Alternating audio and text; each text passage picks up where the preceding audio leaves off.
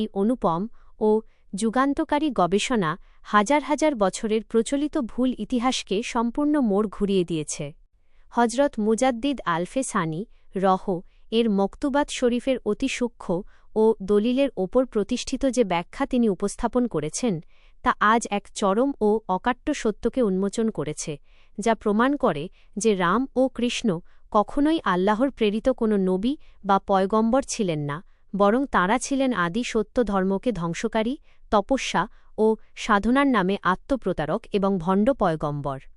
এই ঐতিহাসিক ও তাত্ত্বিক সত্যটি মকতুবাত শরীফের দলিল এবং মুজাদ্দিদ রহ এর অকাট্য বাণীর আলোকে নিচে অত্যন্ত চমৎকার ও সুবিন্যস্তভাবে তুলে ধরা হল। হজরত মুজাদ্দিদ আলফে সানি রহ এর মূল বাণী, প্রথম খণ্ড, দ্বিতীয় ভাগ, ১৬৭ মকতুবাত শরীফ। রামকৃষ্ণের জন্মের পূর্বে বিশ্বের পালনকর্তাকে কেহই রামকৃষ্ণ বলিত না।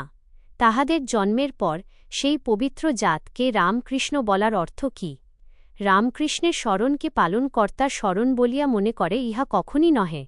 হিন্দুরের দেবতারা নিজের এবাদতের পূজার প্রতি সকলকে আহ্বান করে এবং তাহারা নিজেকেই উপাস্য ভাবিয়া থাকে। তাহারা যদিও আল্লাহ তায়ালাকে প্রতিপালক বলিয়া স্বীকার করে, কিন্তু তাহাকে আল্লাহকে তাহাদের নিজেদের মধ্যে প্রবিষ্ট বা একত্রিত বলিয়া ধারণা করে। এই হেতুজন সাধারণকে তাহাদের উপাসনা করতে বলে এবং নিজেকে উপাস্য বলিয়া থাকে। তাহারা নির্বিঘ্নে হারাম বস্তুসমূহ ব্যবহার করিয়া থাকে, ধারণা করে যে উপাস্য ব্যক্তির পক্ষে নিষিদ্ধ কোনো বস্তুই নাই। তাহারা এই রূপ নানা প্রকার অসৎ ধারণা করিয়া থাকে, নিজেরাও ভ্রষ্ট এবং অন্যকেও ভ্রষ্ট করে। গবেষণা ও তাত্ত্বিক বিশ্লেষণ।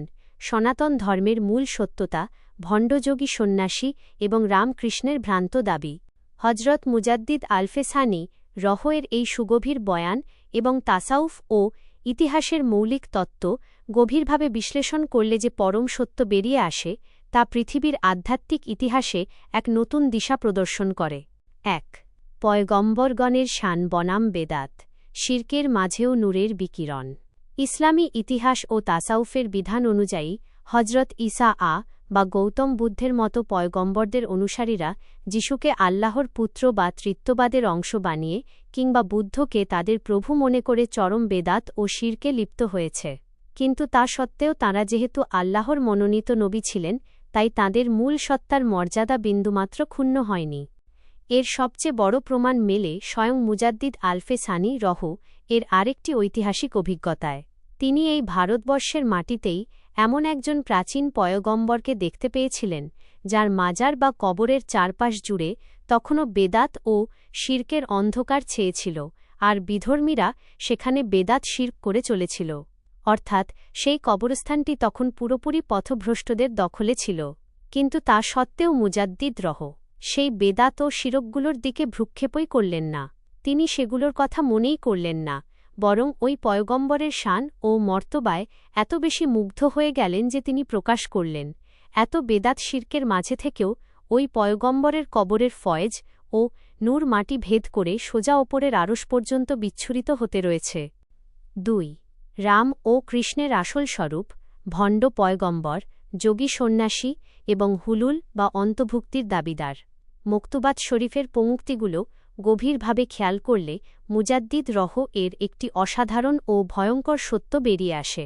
তিনি রামকৃষ্ণের নাম উল্লেখ করার ঠিক পরপরই অত্যন্ত জোরালো ভাষায় বলেছেন যে হিন্দুরের দেবতারা নিজের ইবাদতের পূজার প্রতি সকলকে আহ্বান করে এবং তাহারা নিজেকেই উপাস্য ভাবিয়া থাকে। এর ঐতিহাসিক পটভূমি হল এই ভারতবর্ষে ইতিপূর্বেই হজরত নূহ এর বংশধর হাম, হিন্দ ও বঙ্গ এবং পরবর্তীতে প্রেরিত সেই ৮০০ পয়গম্বরের মাধ্যমে মহান আল্লাহর প্রকৃত তাওহীদের দ্বীন ও সত্য ধর্ম প্রতিষ্ঠিত হয়েছিল।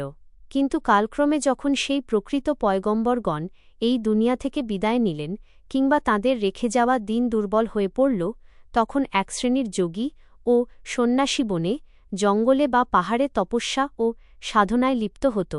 এই রাম ও কৃষ্ণ তেমনি এক শ্রেণীর তপস্বী ও যোগী সন্ন্যাসী ছিলেন।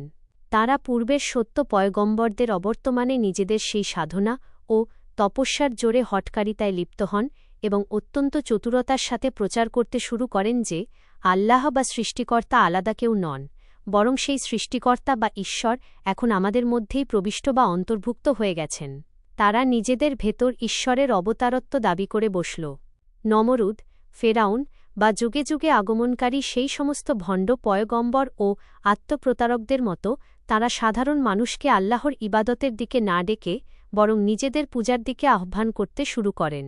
তাঁরা নিজেদেরকেই উপাস্য হিসেবে দাবি করে হালাল হারামের বালাই না রেখে নিজেদের জন্য সব বৈধ ঘোষণা করেন এবং মানবজাতিকে সম্পূর্ণ পথভ্রষ্ট করেন। ৩. আধ্যাত্মিক মাকাম এবং কুৎসিত কদাকার কালিমার আসল রূপ। হজরত মুজাদ্দিদ আলফে সানি রহ যখন কামালাতে নবুয়তে মোহাম্মদী শাহ এর সর্বশেষ ও সর্বোচ্চ মাকামে উপনীত হন এবং মহান আল্লাহ পাকের সেই পরম সান্নিধ্য ও শেষ স্তরে পৌঁছান, তখন তিনি সর্বশক্তিমান ও যাবতীয় পূর্ণতাগুণের সমষ্টিকে এক অনন্য আধ্যাত্মিক আকৃতিতে দেখতে পান। তিনি সেই মহান সত্তাকে এক কুৎসিত, কালো ও ভয়ঙ্কর নারী আকৃতিতে দেখতে পেয়েছিলেন। ঠিক একই রকম আধ্যাত্মিক অভিজ্ঞতার মুখোমুখি হয়েছিলেন ভারতবর্ষের পূর্ববর্তী পয়গম্বরগণও। তাঁরাও যখন আল্লাহর সাধনা করতে করতে সেই সর্বোচ্চ মাকামে পৌঁছাতেন, তখন তারা সেই মহান কালিমা লা ইলাহা ইল্লাল্লাহ এর হাকিকত ও পরম সত্যের দর্শন লাভ করতেন। এই রূপদর্শনের পেছনের মূল হিকমত ছিল যাতে সাধক বা পয়গম্বরগণের মনে নাফসের কোনো ধরনের কুপ্রবৃত্তি বা দৃষ্টিভ্রম না জাগে। কারণ কোনো পরম রূপবতী নারীর অবয়ব দেখলে সাধকের মন বিভ্রান্ত হতে পারত, তাই নাফসের যে কোনো প্রলোভন থেকে মুক্ত রাখতে সেই পরম সত্তার প্রকাশকে কদাকার ও ভয়ঙ্কর রূপেই ফুটিয়ে তোলা হয়েছিল।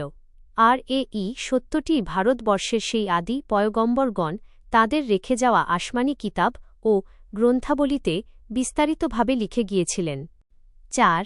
আদি কালিমা ও ভয়ঙ্কর নারীরূপের বিকৃতি এবং রামকৃষ্ণের প্রতারণা। ভারতবর্ষের সেই আদি পয়গম্বরগণের রেখে যাওয়া কিতাবাদিতে এই মহান কালিমা এবং আধ্যাত্মিক অভিজ্ঞতার বর্ণনা যুগের পর যুগ ধরে পরম্পরায় চলে আসছিল।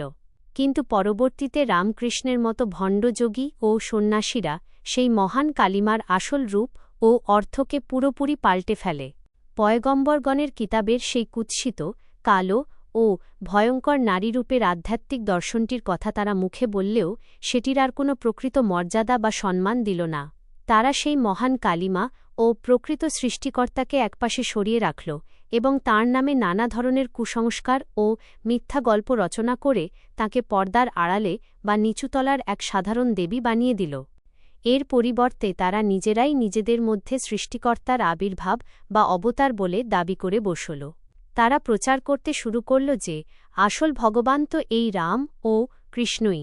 এভাবে তারা আদি কালিমার প্রকৃত শান ও সৃষ্টিকর্তার আসল পরিচয় চিরদিনের জন্য মুছে ফেলল এবং রামকৃষ্ণই হয়ে উঠল তাদের কাছে সর্বেসর্বা ভগবান।